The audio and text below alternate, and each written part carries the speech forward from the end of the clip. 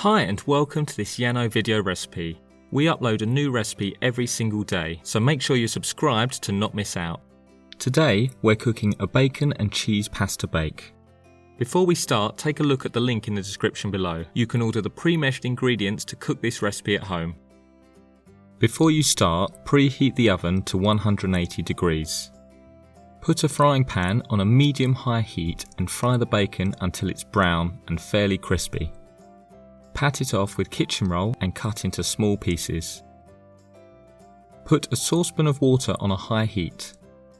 Once it's boiling, add the pasta and cook for around 12 minutes. The pasta should be cooked but still a little firm. When it's done, drain the pasta and leave it to one side. Now put a frying pan on a medium heat and saute the onion and garlic. After about 5 minutes, take it off the heat and add the onions to the bacon. Put the same saucepan back on a low heat and melt the butter. Now add the flour and stir for a couple of minutes.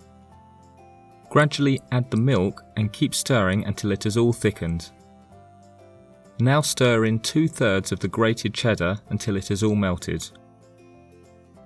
Finally, add the cooked pasta and bacon mix. Stir it all together and empty it into an oven tray. Sprinkle over the remaining cheese and bake for 15 to 20 minutes. It's done when the cheese on top is melted and brown.